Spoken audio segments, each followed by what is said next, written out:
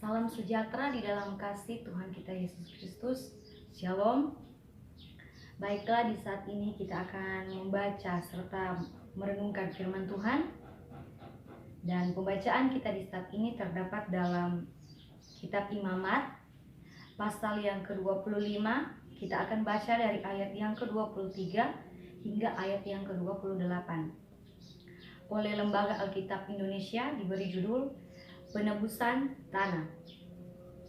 Tanah jangan dijual mutlak, karena akulah pemilik tanah itu, sedang kamu adalah orang asing dan pendatang bagiku. Di seluruh tanah milikmu, haruslah kamu memberi hak menebus tanah.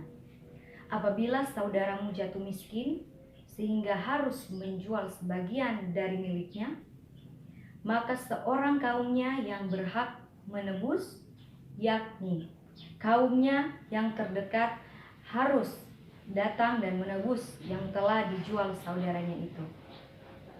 Apabila seseorang tidak mempunyai penebus, tetapi kemudian ia mampu, sehingga didapatnya yang perlu untuk menebus miliknya itu, maka ia harus memasukkan tahun-tahun sesudah penjualannya itu dalam perhitungan, dan kelebihannya haruslah dikembalikannya kepada orang yang membeli daripadanya, supaya ia boleh pulang ke tanah miliknya. Tetapi jikalau ia tidak mampu untuk mengembalikannya kepadanya, maka yang telah dijualnya itu tetap di tangan orang yang membelinya sampai kepada tahun Yobel, dan orang itu boleh pulang ke tanah miliknya.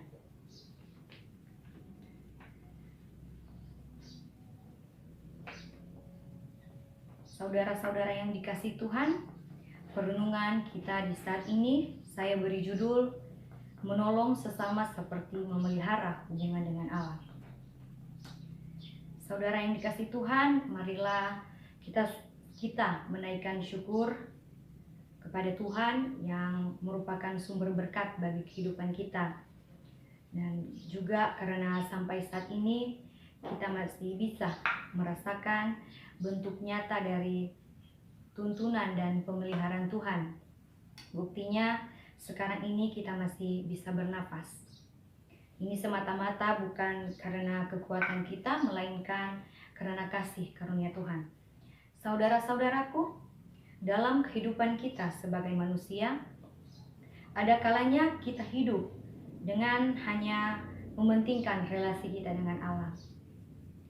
Kita sering berpikir atau beranggapan bahwa hubungan kita dengan Allah akan baik-baik saja, atau kita berpikir sudah baik.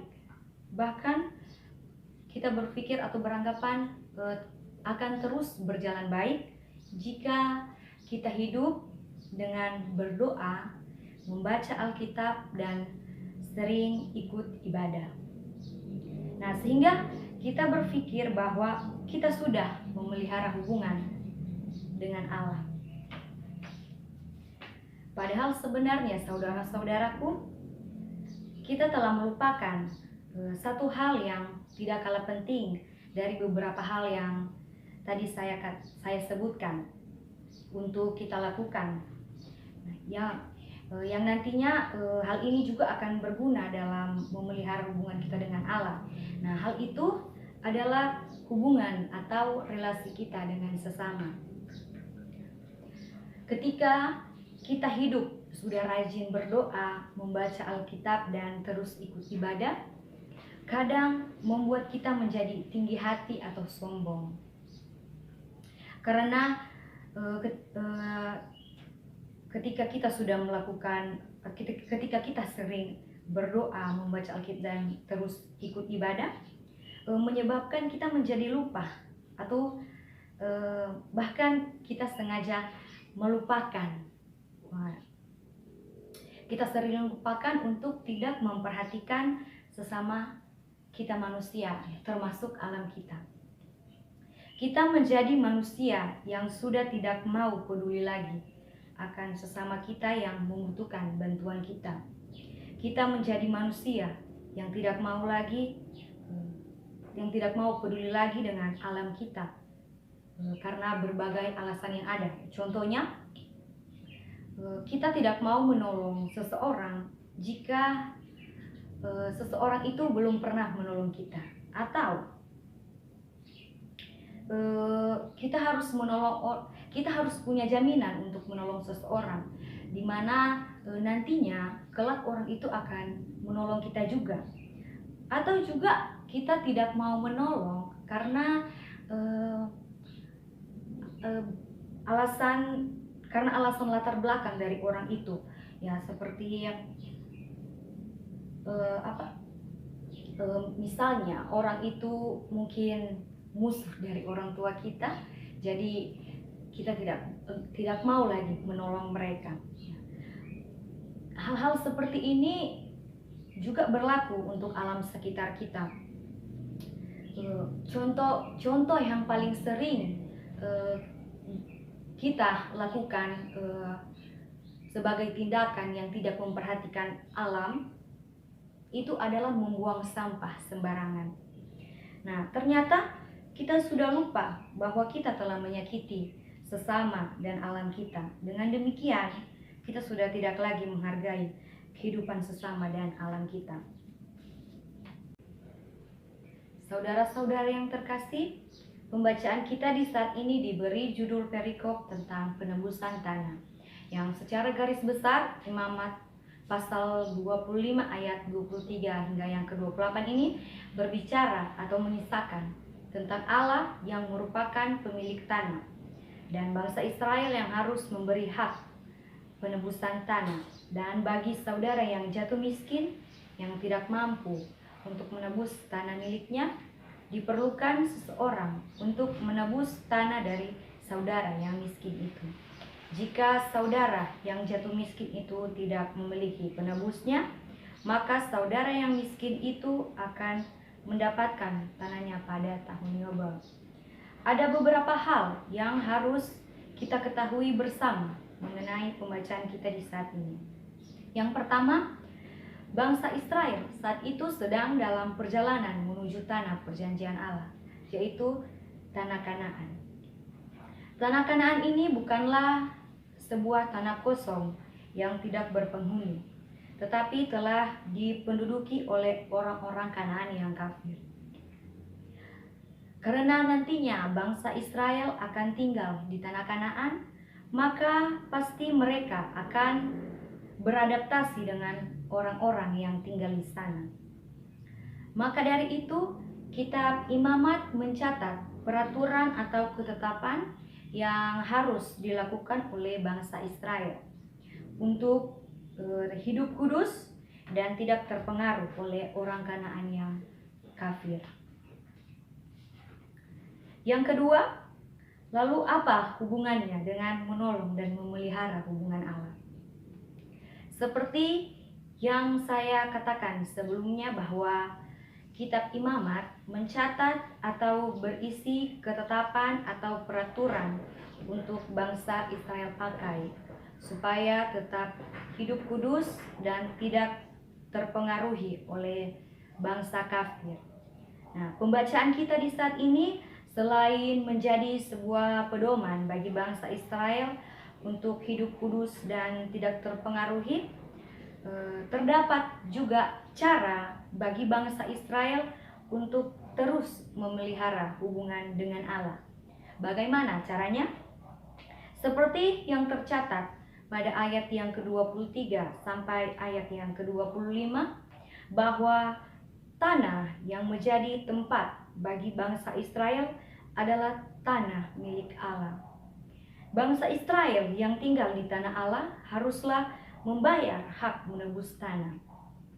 Bagi orang-orang yang tidak mampu membayarnya, sesamanya berhak untuk menjadi penggantinya untuk menebus tanah itu. Bisa kita lihat bersama pada ayat ini terdapat keinginan Allah bagi bangsa Israel yang tinggal di tanah milik Allah untuk saling memperhatikan dan membantu orang-orang di sekitarnya. Allah ingin mereka untuk hidup saling berbagi jika mempunyai kelebihan. Kemudian terdapat juga sikap Allah yang menghargai dan menjamin kehidupan bangsa Israel, yang tercatat pada ayat yang ke-26 sampai ayatnya yang ke-28, di mana pada ayat-ayat ini dijelaskan jika orang yang miskin itu tidak memiliki seorang penebus yang akan menggantikannya, tetapi pada waktu kemudian ia mampu, maka ia harus memasukkan tahun-tahun sesudah penjualannya itu ke dalam perhitungan, dan jika berkelebihan, maka kelebihannya itu harus dikembalikan kepada seorang pembeli atau seorang yang membeli. Disinilah terdapat sikap Allah yang menghargai kehidupan bangsa Israel. Karena Allah tidak hanya memperhatikan orang-orang yang miskin, tetapi memperhatikan juga orang-orang yang berkecukupan, dengan cara mengajarkan orang yang miskin itu untuk berbagi akan kelebihannya kepada orang yang membeli.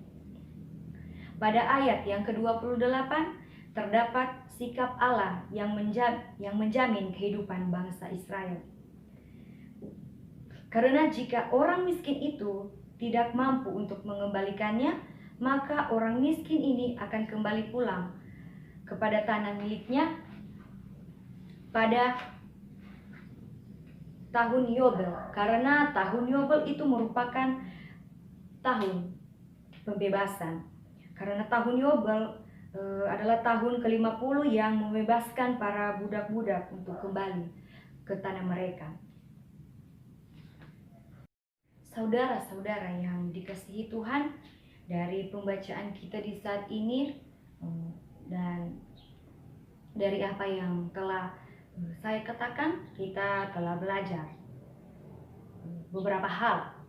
Yang pertama, ternyata memperhatikan sesama kita dan memperhatikan alam serta menolong sesama kita yang membutuhkan bantuan kita dan menjalin hubungan baik dengan sesama dan alam kita juga merupakan salah satu bentuk atau cara kita memelihara hubungan kita dengan Allah.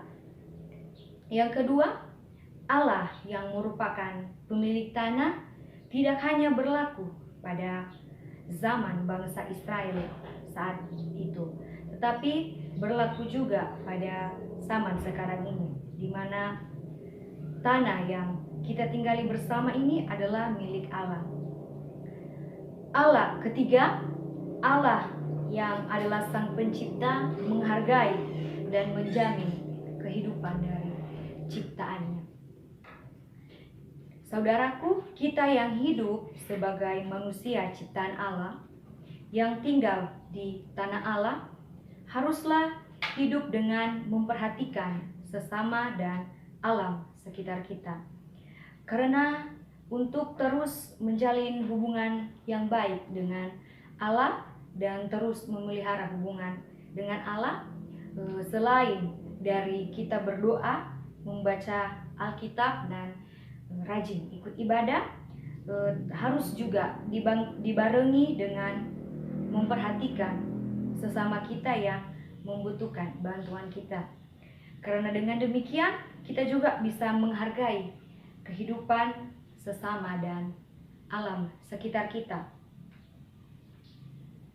Jadi marilah kita untuk terus hidup sebagai manusia yang memperhatikan sekitar kita dengan menolong sesama yang membutuhkan bantuan kita tanpa memandang latar belakang dan tanpa memikirkan alasan-alasan yang nantinya menguntungkan kita jika kita menolong sesama kita. Dan marilah kita hidup dengan tidak menyakiti alam sekitar kita dengan membuang sampah di tempat yang seharusnya, yaitu tempat sampah. Allah saja sebagai pencipta menghargai kehidupan dari ciptaannya. Lantas kita yang sebagai ciptaan Allah haruslah hidup saling menghargai dan memperhatikan sesama kita. Amin. Demikianlah pembacaan dan perenungan kita di saat ini. Salam sejahtera untuk kita sekalian. Shalom.